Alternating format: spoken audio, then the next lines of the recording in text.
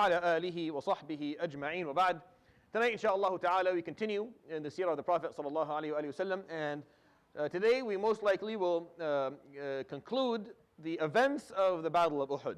Uhud does not finish with the events.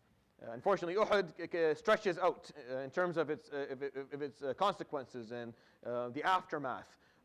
And also going through what the Quran says about what actually occurred on that day. So it's a very dynamic battle. There's more to it than just what actually happened during it. Unlike maybe other battles where it's just the story itself and that suffices for you to understand what occurred. But Uhud, no. Uhud branches out quite a bit, not just in terms of subsequent consequences, but also in philosophical aftermath, meaning it will bring up a lot of questions because obviously it's going to be seen as a defeat. So I'll conclude inshallah the story today. So quickly to summarize, the Prophet ﷺ's plan worked perfectly. They were outside of Medina, which was not ideal to him ﷺ. He wanted to be inside Medina. Maybe just go to the move this to the end of the page. Just fill it all to the end of the page and just leave it. All right, that's good. Yeah, that's fine. Yeah, perfect. And the way that he did it, alayhi salatu wasalam, because he was outnumbered 1-4, he made sure that he was going to fight within a very small space, forcing Quraysh's army to be vertical, not horizontal, so they couldn't flank. So we had Uhud on the right, and Uhud is a huge mountain. There's no way they're going to get over it or around it. And then there was a smaller mountain we call it today as the Mount of Archers. It's called the Mount of Archers because he put archers on it, alayhi salatu wasalam. It wasn't called that before. And he put 50 archers, and their job was very clear. He gave them a very clear command, very clear mission. Do not, under any circumstances, leave the mountain unless I personally come up and tell you to leave. And if I pass away, then you all die on that mountain. That was going to be the agreement. And Abdullah ibn Jubayr radiallahu anhu was the leader of this group. And just as planned, the Sayyidina Hamza ibn Abdul Muttalib was the on-ground commander. And the battle itself ended almost very, very quickly. Within the first hour, Quraysh was all over the place. People were running in every direction. The Muslims had not only pushed them back, but had killed the carrier of the banner of the Quraysh army at least 9 times. It was complete chaos. And this was a swift victory for the Muslims. Again, Badr happened, and now this was worse, and Abu Sufyan was losing his mind.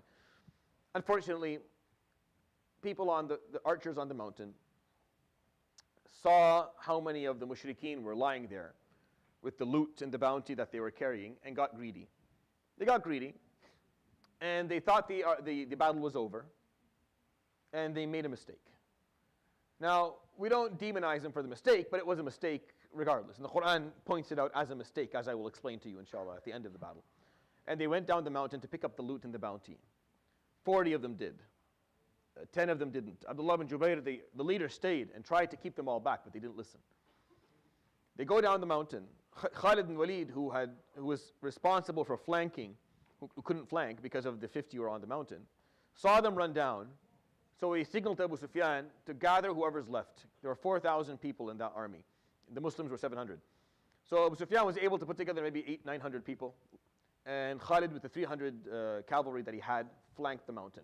They rushed it. The 10 archers could not take out the 300 horsemen. And they were eventually overpowered, and all of them were martyred. Khalid ibn Walid now owned the mountain and had the ability to flank, so he flanked the Muslims from behind. The Muslims now, they're the ones who are in chaos, because now they have to defend their back. That was not, they never prepared for that. So now half the army had to turn around. In the midst of all this, Ibn Qami'ah, one of the mushrikeen, would make his way to Mus'ab ibn Umair carrying the banner. Now, that wouldn't have been a problem had he not yelled something out. He yelled out that I killed Muhammad sallallahu alaihi wasallam, because Mus'ab looked so much like him. Now, when he said those words, and the Muslims are being flanked, the army is being flanked, there's instability in the army, and they hear that, and the banner is down, khalas, that was the recipe for things to completely go AWOL. And the Muslims, he heard the Prophet ﷺ, it hit them like a lightning bolt.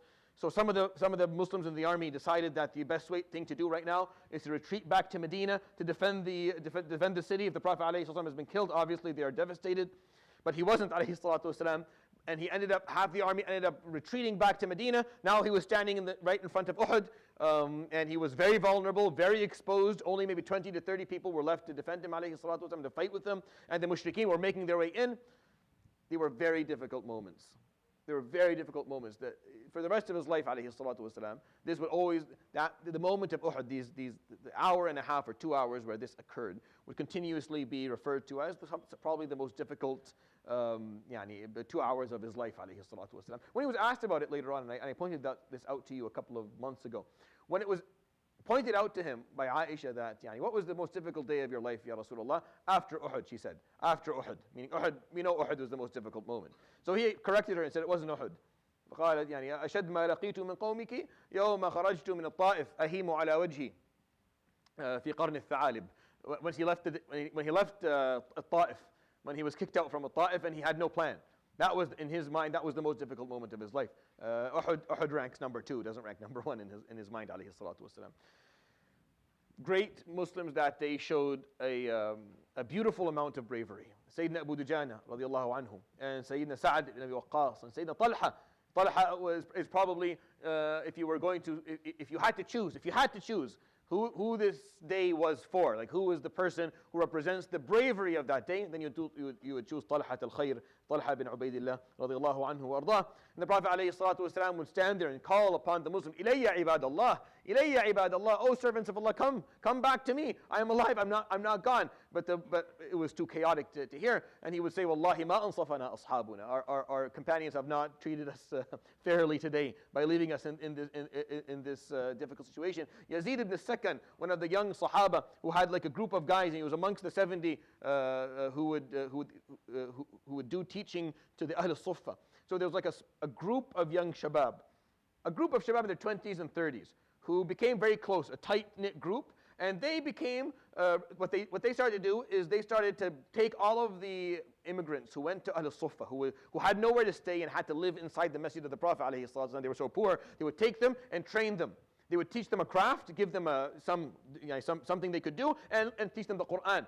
And of course, these young gentlemen were highly revered by the Sahaba. Some of them would fall today, and some of them would fall after Uhud, and I'll tell you the story in detail then. But a group of them would fall today, and Yazid ibn Sakan radiallahu anhu was one of the leaders of this group, and he and 10 of his brothers would come, and they would defend the Prophet alayhi salatu wasallam and the Sahaba that day. And one by one they would fall.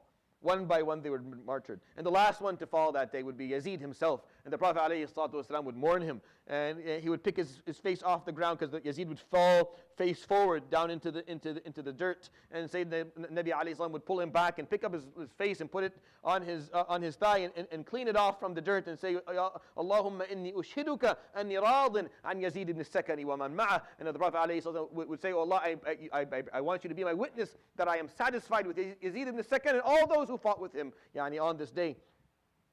In the midst of all this chaos and of this sorrow, and Mus'ab is gone, and people knew Mus'ab was gone because Mus'ab was carrying the banner, and the banner was on the ground, and someone else had to pick it up, so people knew that Mus'ab had died. And that itself was obviously very painful to them because Mus'ab was a very central figure within their lives. And the Prophet ﷺ chose him to be his ambassador, and a lot of the Sahaba from Medina, from Yathrib, had accepted Islam because of Mus'ab. So they identified Islam through him. He was a very important piece. They had just learned, got to know the Prophet ﷺ the last 2 years, but Mus'ab was the person who brought all of that khair to them. So losing him was very painful, and they were trying to remove his body and bring it back, and they couldn't. And a man by the name of Ubay ibn Khalaf would appear amongst the mushrikeen. Ubay has a story. Ubay is Umayyah ibn Khalaf's brother. Both of them are brothers. Umayyah ibn Khalaf is the guy who Sayyidina Bilal radiallahu anhu was tortured by, and whom Sayyidina Bilal took out on the day of Badr. Ubay, his brother, was similar to his brother Umayyah, and he would commonly come by the Prophet ﷺ when the Prophet ﷺ is doing da'wah or whatever he's doing, and he would bring his horse with him. Like he would come by pulling his horse, and in his hand there's hay, and he would carry the hay and put in and feed the horse, and he would say, "Hey, Muhammad, do you know why I'm feeding my horse? تعرف لماذا أطعم فرسي?"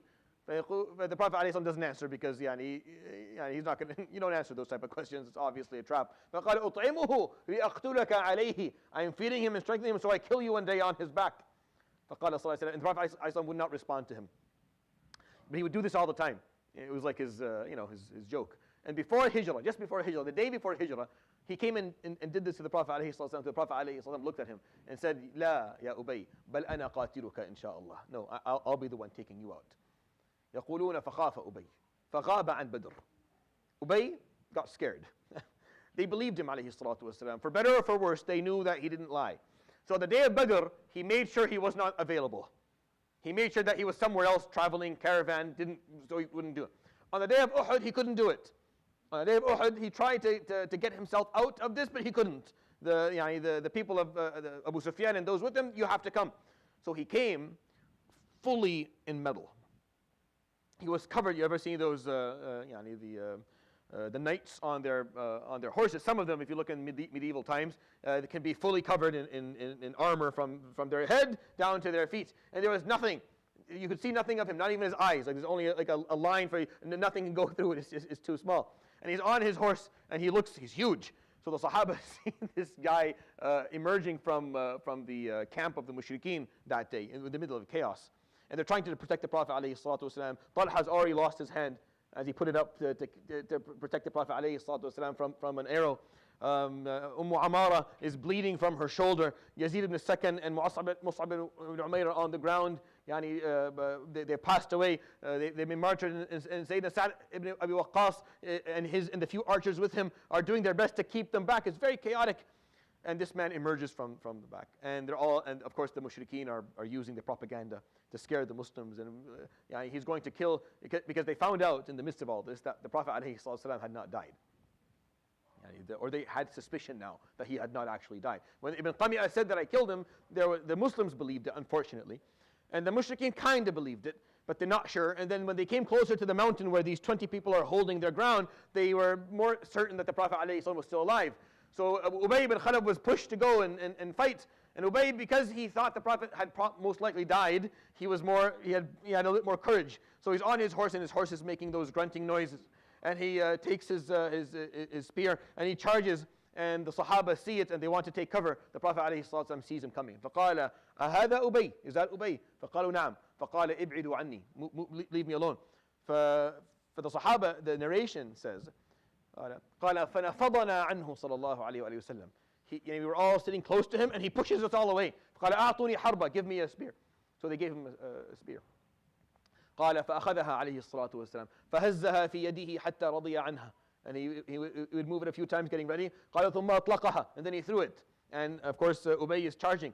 قال فضربت خوذة أبي. It hit his armor on the head. Like it hit the armor. It didn't actually hit, it wasn't a full hit. It just basically glazed the armor on the side, right?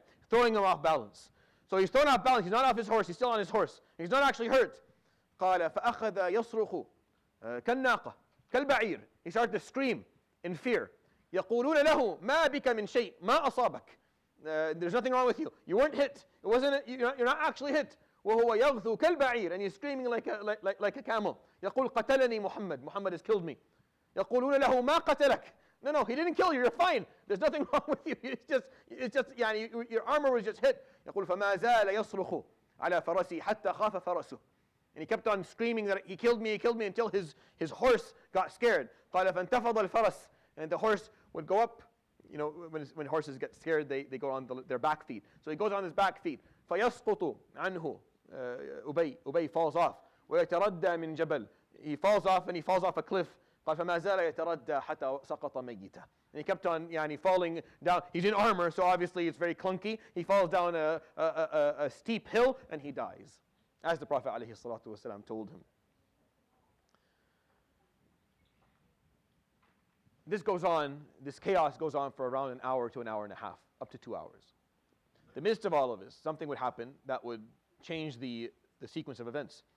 They wouldn't be able to hold their ground, most likely, had this not happened. Which is why the Sahabi, we only have this one story about him, but this is the only story someone like this would need.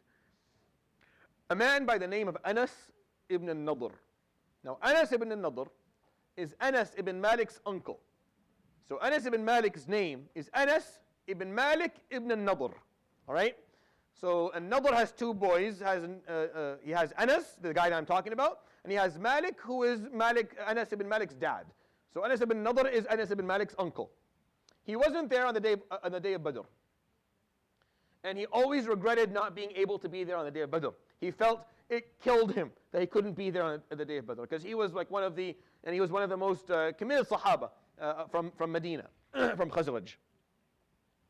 So he's very upset, and he would say, Ya Rabb, لئن أصحب رسول الله لأن أصحب رسول الله في موقف لأرينك ما أصنع. If Ya Rabb, you grant me the privilege of fighting with the Prophet ﷺ, I will show you my bravery. I will show you my strength. I will never let him be alone again, because he just wasn't there during the time. A lot of the people of Mecca and Medina and other parts of Arabia would go on caravans, like business trips. Business trips takes months. It would take months. It wouldn't be you're going downtown and coming back in a day. It's on months to go back and forth. So he just happened not to be in Medina at all during the time of Badr. He came back, it was already over. He got very upset. So he always kept his trips after that really short, because he never wanted to miss anything. Interestingly enough, he was also on a trip for this one. But he was on his way back because he made his trips short. So he's coming back to Medina. They're telling him that the Prophet ﷺ and the Sahaba are fighting in Uhud mushrikeen. So he's on his horse and he's galloping towards Uhud. Who does he meet on the way back? The Muslims who had heard the word that the Prophet ﷺ died and decided to go back to Medina to defend Medina. Right? They made that decision. The Quran will point out that the decision was wrong, but that was a decision that they made. They decided that's what they were going to do. They believed it. They didn't verify the information, and they got upset and they went back. So Anas is going towards Uhud, and they are coming back towards Medina. So he's galloping and he sees them coming back. There's maybe 300 people. So he tells them, "Where are you going?" فَيَقُولُونَ مَاتَ رَسُولُ اللَّهِ صَلَى اللَّهُ عَلَيْهِ وسلم. The Prophet ﷺ has died. نَعُودُ فَنَحْمِي الْمَدِينَ. We go back to Medina. فَقَالَ مَاتَ رَسُولُ اللَّهِ. The Prophet died. فَأَيُّ حَيَاةٍ تَحْيَوْنَ بَعْدَهَا. What's worth life if he's gone? عُودُوا فَمُوتُوا عَلَى مَا مَاتَ عَلَيْهِ. Go back and die for that which he died for, alayhi salatu wasalam. What do you mean? You go back and what's the point of living if he's not around, alayhi salatu wasalam? Go back and fight. قال فأعاد نصف الجيش. He brought back 300 people. He brought them. These 300 people make their way back to and of course now the Prophet ﷺ has some people. Like now the army is a little bit more stable. With the return of these 300, they're coming back from behind. So these 300 from behind are supporting the Prophet ﷺ, who's sitting right in front of Uhud, right at the entrance of the mountain of Uhud. And they come back, and of course when they arrive, now there's some cavalry. Now he has some support. They're able to organize their lines in the midst of all that. Right. So this is the Mount of Archers. When they came down to pick up all the loot because Ikrimah's group had lost, Khalid rushed the mountain, killed them, and then came from behind. So what the Prophet ﷺ do? He went over here. This is where he went. He closed, because you can't be flanked from behind. So the 20, 30 people closed this area and held their ground there with their shields. They held their ground there until the Muslims who had went back to Medina because they thought he had passed came back from here, and then they all kind of filled in this area and they held their ground there, just so you understand what was happening. Now, in the middle of the battle, there's still things going on. Like in the battlefield over here, there's still fighting is still happening. It's just way more chaotic. So let's go through. All right.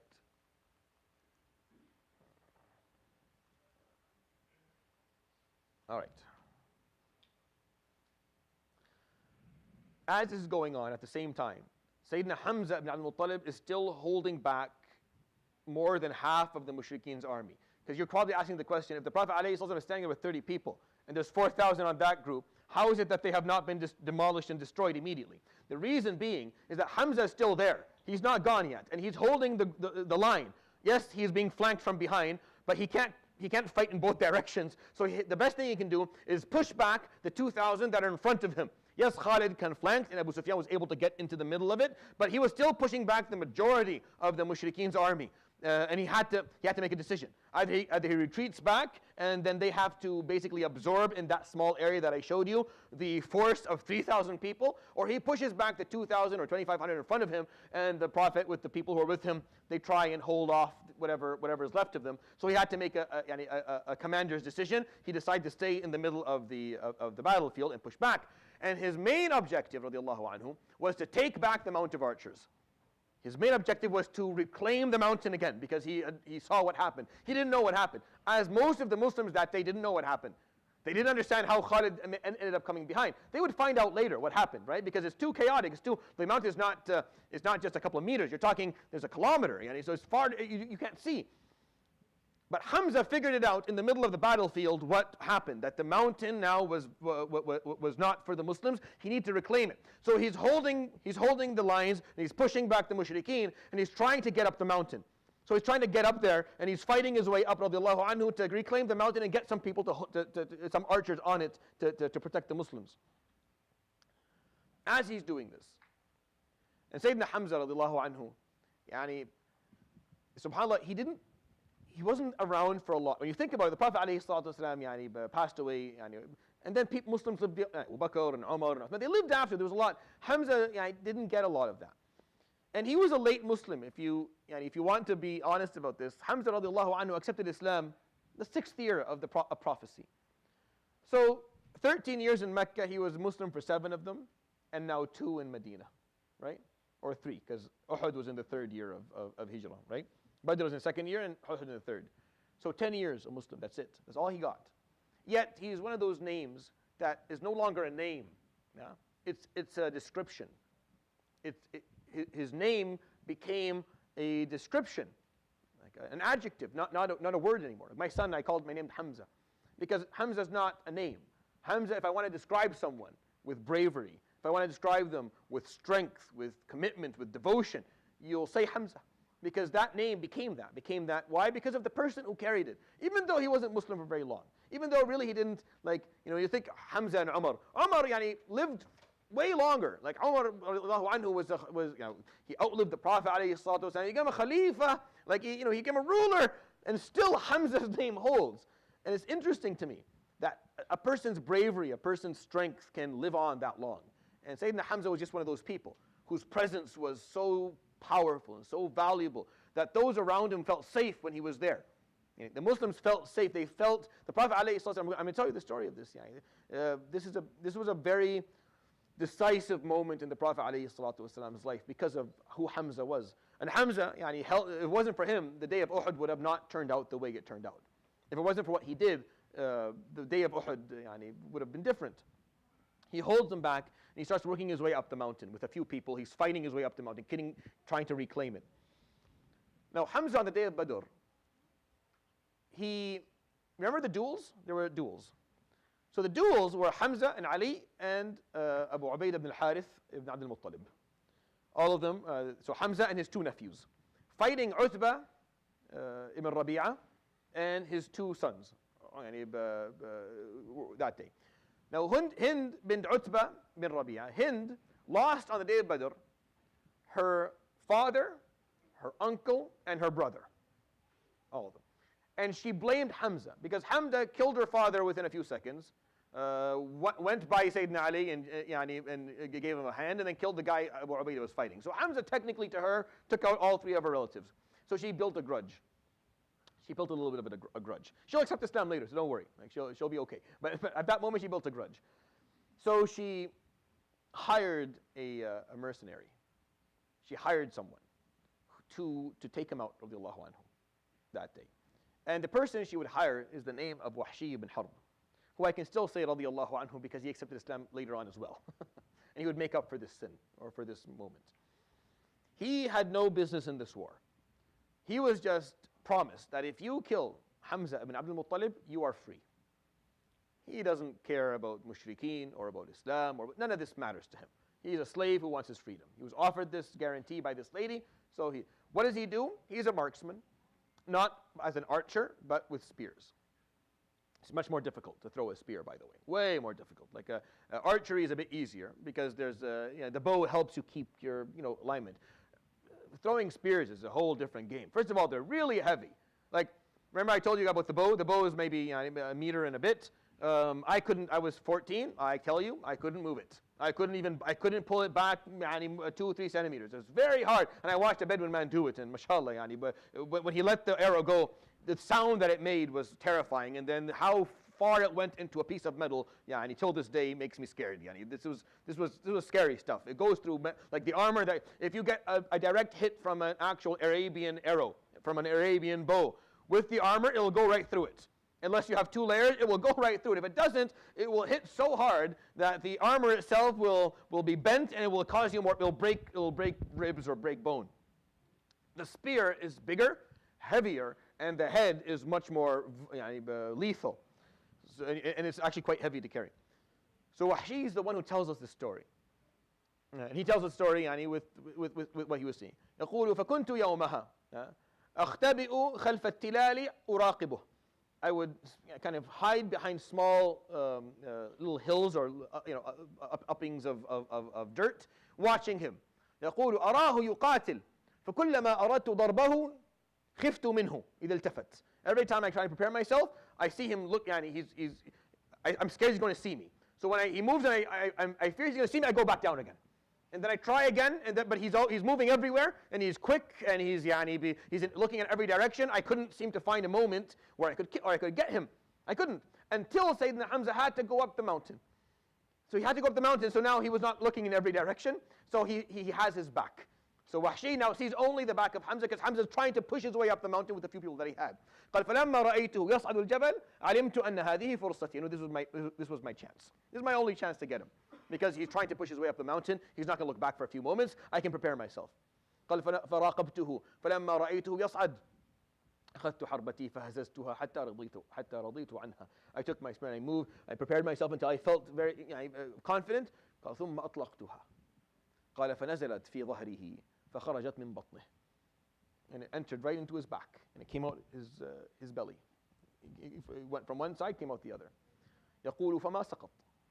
He didn't fall. قال ولا صرخ. Nor did he make a noise. ولكن التفت. But he turned around. ينظر من الذي ضربه في ظهره. Looking who is the coward who hit him in his back.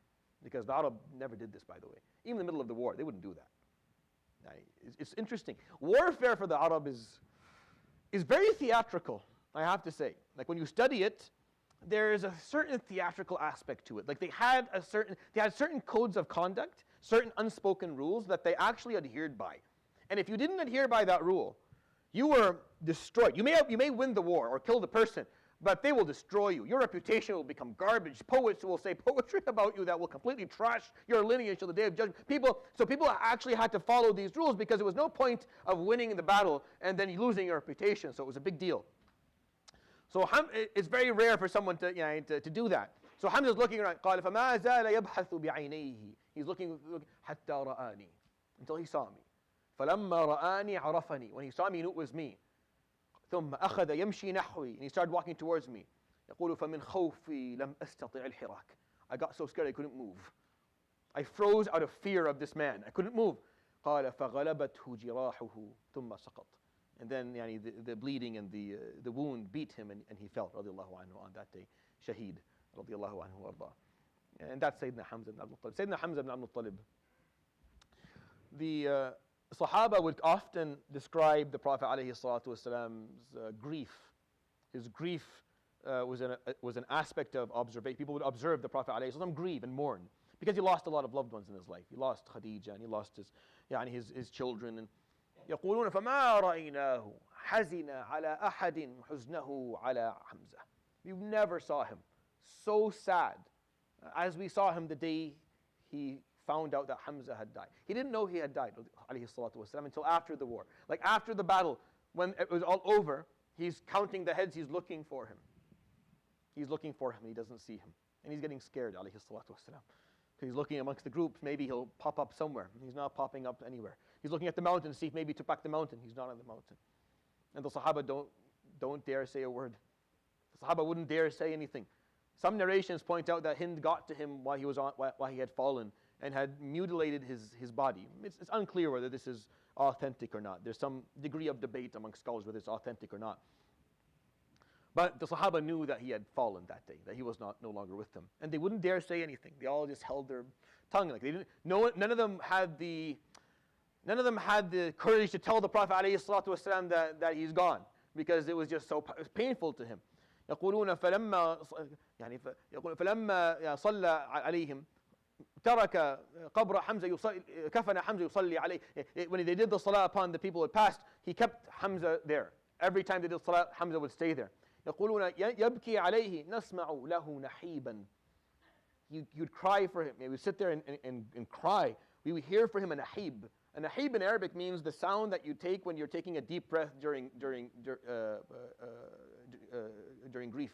Meaning, that's the sound he would make as he would mourn him, sallallahu alaihi wasallam ajma'in, because he loved him, and that's why we love him. That's why Sayyidina Hamza became who he became, because it wasn't just the Prophet alayhi salam's love for him. It was how the Sahaba felt when he was around, and how they felt when they lost him. This is the impact I feel you should think about as a person. Think about this as a target or a mark for you in your life. You're probably not going to be engaged in Uhud or anything similar to it. Most likely that's not going to be the story of your life. May Allah subhanahu wa ta'ala remove war from our lives. You never ask for war, obviously. But what I'm interested in is the fact that one person could be so impactful, could mean so much to so many people within a short period of time, that they would feel so lost when he was gone, that they would continue to mourn him, speak of him, grieve for his loss for years after he passed away, radiallahu anhu. The Prophet ﷺ would go and visit the martyrs of Uhud every month, every week, mainly to give salams to his uncle Hamza ibn Abdul Muttalib radiallahu anhu warda, because of the bravery of this man and how supported the Prophet ﷺ felt because of Hamza, how stronger he felt because of Hamza. And he would say, I felt the loss, I felt the weakness, I felt the isolation and you'll hear it in his dua on the day of Al-Khandaq later on, when Sayyidina Ali goes and fights Amr ibn Wud, and the Prophet ﷺ says, Ya Rabb, you took Abu Ubaidah on the day of Badr, and you took Hamza on the day of Uhud, don't leave me alone. All I have left is Ali. I don't want to leave Ali. Ja'far was in Habasha still at the time, right? He still is, during this battle, Sayyidina Ja'far is still in Habasha, obviously. And Sayyidina Hamza radiallahu anhu would pass away. Just so you don't feel too bad about the whole thing. Hind bint Utbah would later accept Islam, and she would perform her bay'ah with the Prophet alayhi salatu wasalam. And the Prophet alayhi salatu wasalam would accept her bay'ah for her, and she would continue to be a good Muslim till the day she died. And Wahshi ibn Harb would also accept Islam, and would perform the bay'ah with the Prophet alayhi salatu wasalam. Imagine that the Prophet alayhi salatu wasalam, when he performed bay'ah, would tell him, I have forgiven you, and I've accepted your bay'ah, but just don't be in front of me all the time. Sit in my periphery. Like, I don't want to always have to see you, because every time I see you, I see the person who took away the person that I love the most, and it saddened him and it hurt him alayhi salatu wasalam. So Wahshi, this bothered him in his life, because he accepted Islam later and he realized how wrong he was to be a mercenary and to make this choice. And he didn't like that the Prophet alayhi salatu wasalam felt that way about him. Not that he hated him, just that he felt that you killed my uncle. Like, you broke my heart. Like, at a time where I was in need, you took away someone that meant the world to me. So Wahshi would always attend and listen, but he would stay a little bit on the side. And in his mind, he's like, one day I'm going to make up for this. One day I'm going to make up for this. And interestingly enough, you remember I talked about Amara last week, Nusayba bint Ka'b al-Maziniya, radiallahu anha. She stood there when there was no one else standing, when the Prophet ﷺ was probably at his most vulnerable moment, when there was the least number of people, when Yazid ibn Sakan and the 10 guys weren't there yet, when the 300 had not come back yet. When almost there was no one there, Amara radiallahu anhu was just responsible for the water and for the medicine and for the food. She fought back and she defended the Prophet ﷺ until she couldn't move her shoulder anymore. And when her son came to defend her, she told him, no, go, دعك عني دونك رسول الله عليه الصلاة. Leave me alone, go stand by the Prophet عليه الصلاة والسلام. And the Prophet عليه الصلاة والسلام would promise her and her family to be with him in Jannah عليه الصلاة والسلام. Habib ibn Zayd would be killed later on her son by Musaylimat al-Kadhdhab. And a huge battle would occur way after the Prophet ﷺ passed away. In a battle that would be known as Ma'raqat al-Yamama, years later. And Musaylima was one of the biggest instigators within Arabia, and he was trying to destroy the whole Islamic project by claiming prophecy and trying to rail and bring up on his side Banu Rabi'ah. So the Prophet ﷺ is from the tribe of Mudr, and the competing tribe amongst his larger family is called Rabi'a. And Rabi'a already weren't too excited about becoming Muslim, and then they had Musaylima, and they were like, all right, we have our own prophet, we don't need yours. That was there. And of course, after this all ended, Abu Bakr would ask them, what were you doing? Musaylima would make up stuff like, الفيل وما أدراك ما الفيل له ذيل قصير وخرطوم طويل, something stupid. والعاجنات عجنا والطاحنات طحنا والخابزات خبزا. He would make things up. Whatever the Quran said, he would try and make something up, and it was complete nonsense. And Abu Bakr would ask them, like, what were you doing? Like, do you actually believe that? And the answer would be, no. ولكن هو من ربيعة وكذاب ربيعة عندنا خير من صادق مضر. The liar from our tribe, we preferred him over the honest person from yours. So on that day, Wahshi made a vow to himself that he was going to redeem himself. He was going to come to the Prophet ﷺ Yawm al-Qiyamah, redeeming himself.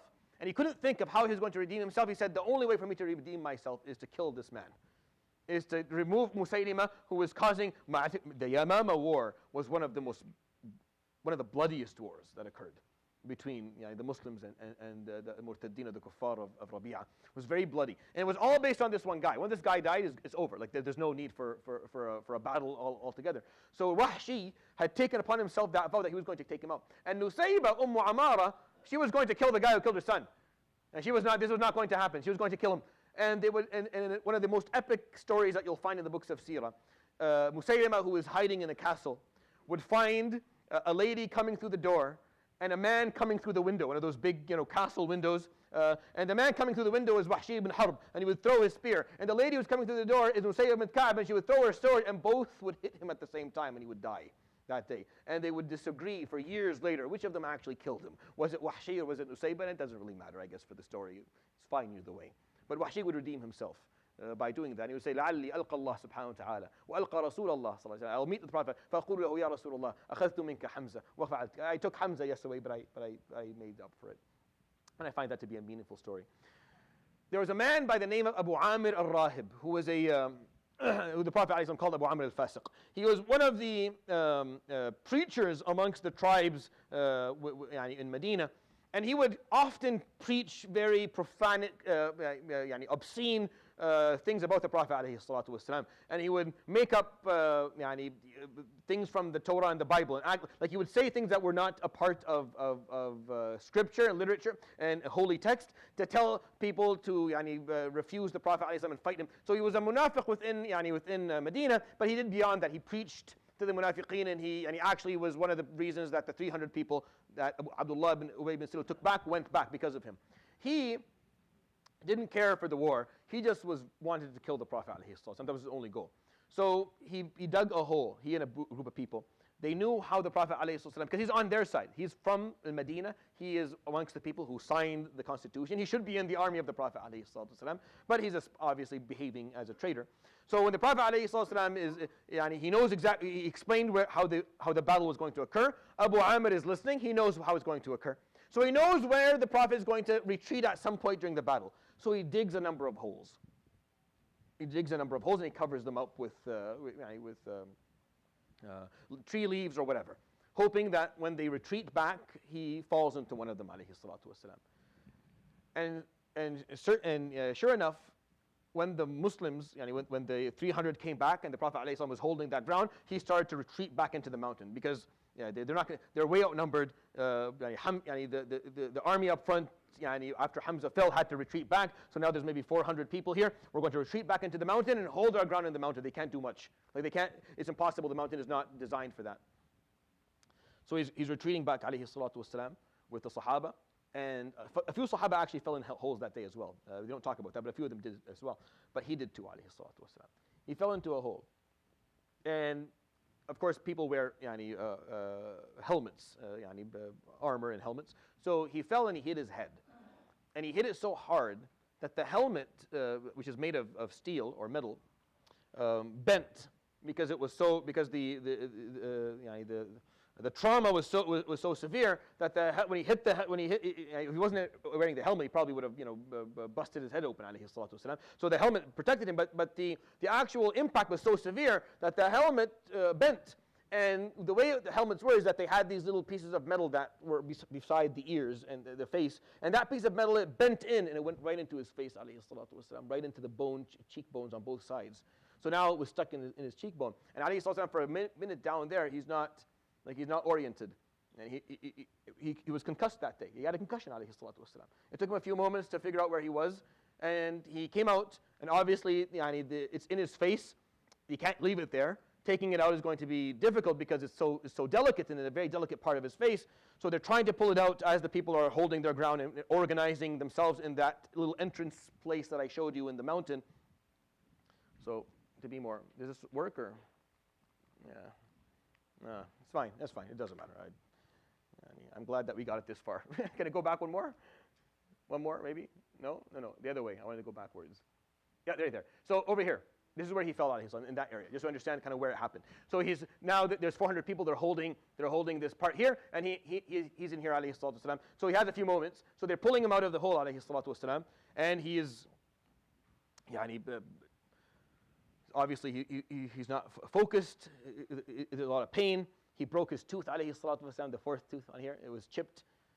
His face, Uhud scarred him, alayhi salatu wasalam, not just emotionally by the loss of Hamza and Mus'ab and others. But also physically, he didn't look the same after the battle. There were 2 scars on his face, and there was a broken tooth. So they try to remove the metal from his face, alayhi salam. They can't remove it. They can't remove it because it's stuck in. So they're trying to be delicate. Fatima's trying. Ali, they're all there that day. Ali is trying. They can't seem to do it. So Abu Ubayd al-Jarrah says, "I'll do it." So he came down, Ali radiallahu anhu, and he bites down on the metal with his own teeth to move it delicately with his teeth. So he pulls it out on both sides with his teeth, but as he's doing it, both front teeth fall out. Sayyidina Abu Ubaidah, because he's pulling so hard, his 2 front teeth would fall out of his face. رضي الله عنه.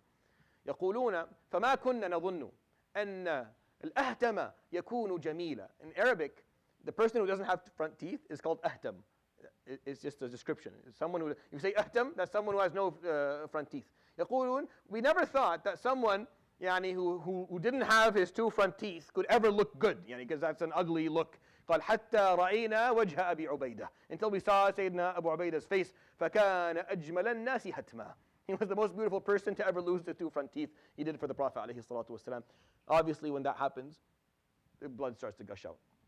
So they try to close it down once and twice and 3 times. It's not happening. He's losing a lot of blood alayhi salatu wasalam. So they have to so Sayyidina Fatima and Ali, they sit there and they take a sword and they put it on the fire until it gets nice and red. And then there's this type of fabric that they used to use. It's like, we don't have it anymore, but it's fabric that once put on a wound, it'll close the wound down. So it's not plastic, but it's something that's similar. It's made of leaf. So they would take that, and Sayyidina Ali radiallahu anhu with Fatima, because they're the part of his family, would apply that to his face, alayhi salatu wasalam. And the sound, closing it down on both sides, alayhi salatu wasalam, al-kay. The Sahaba are standing there watching. Most of them know Hamza's gone. He doesn't know yet, alayhi salatu wasalam. But most of them already know, because the people up front have come back and they've told them Hamza's gone. Mus'ab is gone. The Prophet alayhi salatu wasalam is sitting there in a pool of his own blood, with his face makwi. So a couple of the Sahaba said, Ya Rasulullah, ud'u alayhim. O Prophet of Allah, make dua against the people of Mecca. Ud'u alayhim. The hadith is in Tirmidhi and Imam Ahmad. And there's a lot of examples of it in other parts of it, so it's a reasonable hadith to share with you. So he puts his hands up, alayhi salatu wasalam. The Sahaba immediately regretted their request. Immediately regretted their request, because they didn't want the people of Quraysh to all die. It's their family members. They don't want them to die. They want this war to end. They want to be, but they don't want them all to die. That's not what they want. Their goal was never to annihilate this army with everyone in it, because if they kill them all, then Quraysh is gone. And most of them are from Quraysh. They want hidayah for people, not death. So once he put his hands up, alayhi salatu, they put their heads down. فَقَالَ دَعَا عَلَى قَوْمِنَا هَلَكُوا. He's going to make dua against our people. All of them are going to go. So he'd put his hands up, alayhi salatu wasalam, and he would say in the hadith Imam Ahmad, يقول اللهم اغفر لقومي فإنهم لا يعلمون. Oh Allah, forgive my people, as they do not know what they are doing. They forgot who taught them to be merciful. Radiallahu anhum. This is what I say. For a moment there, they forgot. See, how I find it impossible to believe that the Sahaba felt that way. Like that piece of the story where the Sahaba, oh no, we shouldn't have told them this. We don't want them. How would they feel like that? Why would they feel like that? Right? It takes a certain degree of mercy to feel like that, to actually care of what's going to happen next to people who are fighting you in war. But they did. But for a moment they forgot who taught them to be merciful like that. So they thought that, oh, he's going to make dua against them. No. Sallallahu alayhi wa sallam. Imam Muslim narrates to us that Sayyidina Abdullah ibn Mas'ud tells us, this is how you know that these things happen. This is what Abdullah ibn Mas'ud says in the narration, Imam Muslim. قال كأني أنظر إلى رسول الله صلى الله عليه وسلم. I can almost see the Prophet عليه الصلاة والسلام. يحكي نبيا من الأنبياء صلوات الله وسلامه عليهم. ضربه قومه وأدموه. He said, I can almost see the Prophet telling us a story of one of the prophets. He can't remember which one. His people, this Prophet, had beaten him to the point where he was bleeding. يقول وهو يمسح الدم عن وجهه. This is Imam Muslim's collection. And this Prophet is wiping the blood off his face. يقول اللهم اهد قومي فإنهم لا يعلمون. Oh Allah, guide my people as they know not which they are doing. So when you see these, this is the trend. This is what it means to be a prophet. So when we look at that standard, when we look at that role model, we understand, okay, this is what we're looking towards. It's hard to be like that. That's a level of selflessness, a level of compassion, of empathy, of mercy, of forgiveness that most hearts in this world don't have the ability to show and to shine. But that's why they're prophets. That's why Allah subhanahu wa ta'ala chose them, because they were people who were able to forgive so quickly, people who were able to show compassion so thoroughly, even in moments where it was obviously extremely difficult to do so, and show love when it was like the least likely for them to show love. So he put his hands up and he said that, alayhi salatu wasalam. And the Sahaba all, it was a hallmark moment for them. Now the 300 that came back, they came and they held that area for the Prophet alayhi salatu wasalam there. So this part here is being held. But there's one guy who went right up here, right up to the mountain. Didn't go there. The guy who brought them back, Anas ibn Nadr, would go up that mountain instead. He didn't know why. Like, he didn't understand what happened in the battle to know that we have to secure that mountain, as Hamza was trying to do. Right? He didn't know why. He just started naturally going up that mountain. So they're telling him, إِلَى أَيْنَ الْمَلَاذُ هُنَا. Where are you going? This is where the sanctuary is. We're going over here. يَقُولُ لَا هَا هُنَا. No, it's over here. يقولون لا رسول الله أخبرنا كذا وكذا. We were told by the Prophet ﷺ that at the end we will take refuge and seek refuge in the mountain. So this is where we go. Come this way. So they're fighting with him. You brought us back. Come with us over here. And he's going over here. يقول لا فإني أشم عند ذلك الجبل ريح الجنة. I smell Jannah on that mountain over there, not this one. I don't smell Jannah over here. I smell it over there.